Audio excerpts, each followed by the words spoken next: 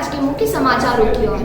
Madhya Pradesh Congress committee के प्रदेश सचिव राकेश सिंह यादव ने एमपीसीए की पोल खोलकर रख दी। पत्रकार वार्ता में राकेश सिंह यादव ने प्रमाणों के साथ घोटालों का खुलासा किया। बिंदुओं से सत्यापित होता है कि एमपीसीए ने इवेंट मैनेजमेंट कंपनी के साथ मिलकर टेंडर की शर्तें साजिश पूर्ण तरीके से बदलना यह सिद्ध करता है कि जमकर भ्रष्टाचार हुआ है।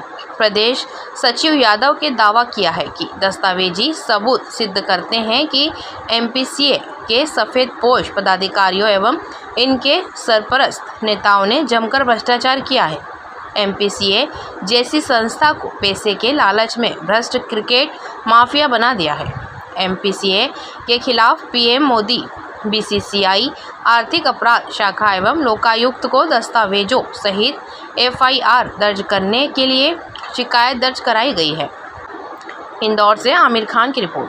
आपने आयोजित करी है, एमपीसीए के खिलाफ आपने आरोप लगाए हैं, किस तरीके के आरोप हैं और किन लोगों को आप आरोप के कटघरे में खड़ा कर रहे हैं? देखिए, एमपीसीए जिसके ऊपर ये जवाबदारी है कि क्रिकेट का विकास करना, वो क्रिकेट का माफिया बना हुआ है।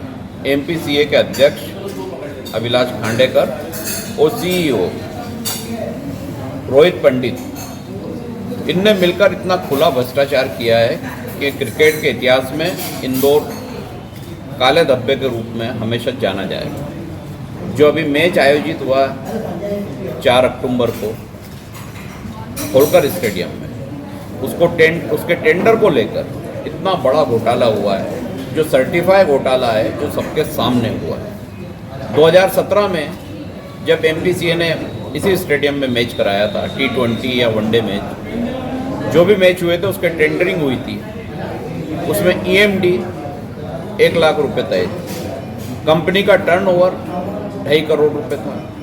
इसी तरह 2019 में जो मैच हुए हैं उसमें ईएमडी 2 लाख रुपए थी, टेंडर ईएमडी, और कंपनी का टर्नओवर 3.5 करोड़ था।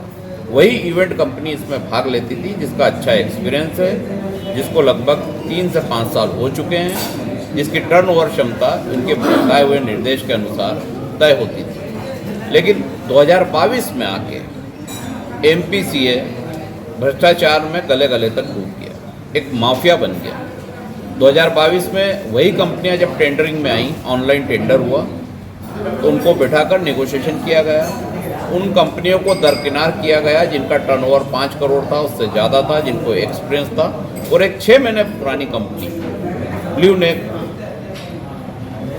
के नाम से कंपनी है, कोई भार्गव उसके डायरेक्टर है। 6 महीने पहले ये कंपनी बनाई गई, जिसका कोई टर्नओवर नहीं है। उसको बाले बाले सीधे सबके सामने ये इवेंट का काम दे दिया गया। रेट भी जो थे अन्य कंपनियों ने दिए थे, उससे 3 गुना रेट इस कंपनी के थे, लेकिन कम रेट वाली कंपनियों को दरकिनार करके इस ब्लू नेक कंपनी को 3 गुना रेट पे काम दिया गया। जहाँ 200 सुरक्षा कर्मचारी लगते थे इस स्टेडियम में, इस कंपनी से 600 कर्मचारी दिखाए गए बिलिंग में, टेंडर में, कि 600 सुरक्षा गार्ड लगाए जाएंगे, जबकि आज तक 2017 और 2019 में 600 सुरक्षा गार्ड की आवश्यकता ही नहीं पड़ी। रेट 3 गुना, अन्य रेट जो कंडीशंस टेंडर में होती थी, किस तरीके से स्टॉल दिए जाएंगे, उसके रेट दर्शकों के लिए तय रहेंगे, पानी की बोतल का रेट ये रहेगा, अन्य चीज़ों का रेट ये रहेगा, वो सब हटा दी गई। जो सामान्य टर्म कंडीशन रहती थी वो भी हटा दी गई। ये सब हटाकर सीधे इसको टेंडर दिया गया और लाखों का नहीं, करोड़ों का भ्रष्टाचार किया गया। इसी तरह टिकट में जो ब्लैक मार्केटिंग में इसी कंपनी का महत्वपूर्ण रोल है। अभी तक ये होता था कि टेंडर में दर्शाया जाता था कि 20,000 के लगभग दर्शक आएंगे जाएंगे, उसी के हिसाब से टिकट की गिनती होती थी, सरकार को टैक्स दिया जाता था। इस बार टैक्स चोरी करने के लिए वो कंडीशन भी हटा दी गई कि कितने दर्शक आएंगे, कितने पास के रहेंगे, कितने टिकट के रहेंगे। सीधा सीधा गोलमाल किया गया। इसके सारे दस्तावेज हमारे पास मौजूद हैं।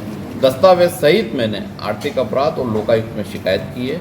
मुख्यमंत्री को सारे सबूतों सहित भेजा है, प्रधानमंत्री को सारे सबूतों सहित भेजा है। मेरा सवाल सिंधिया से भी है कि जो ये बोलते हैं कि क्रिकेट पैसा कमाने की जगह नहीं है, लेकिन इनके सारे लोग गले तक भ्रष्टाचार में डूबे हैं और सिर्फ पैसा कमाने के लिए ही काम कर रहे हैं, क्रिकेट के हित के लिए नहीं कर रहे हैं।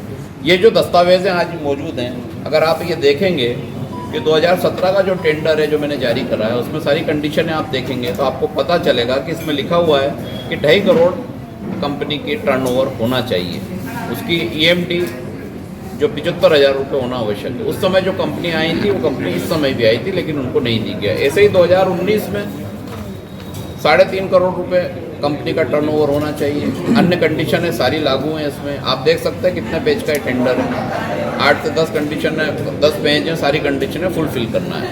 अब 2022 में आके इस टेंडर में कोई कंडीशन नहीं है, ये 2 पेज का टेंडर है।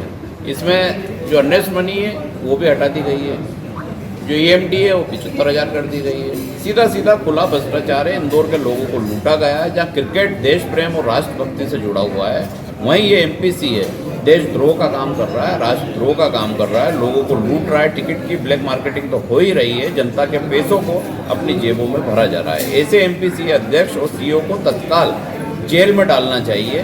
सफ़ेदपोश अपराधी हैं और इनके पीछे अनेक सफ़ेदपोश राजनेता शामिल है। ये वही कंपनी है जिसने ये इवेंट कराया। कुछ दिन पूर्व नदी में टेबल लगा के सुकड़ी नदी में 8-10 गाड़ियाँ डूब गई थी और वो पूरा इवेंट डूब गया था। ऐसी गैर जिम्मेदार कंपनी जिसकी कोई जवाबदारी नहीं है, 50,000 लोगों की क्षमता वाले दर्शक जो 27,000 क्षमता वाले स्टेडियम की जिम्मेदारी दी गई और वहाँ अगर कोई हादसा हो जाता तो ये कंपनी तो सामान बटोर के चली जाती, जिसका ना कोई रिकॉर्ड है, ना कोई स्टेटस है, ना कोई इतिहास है काम करने का।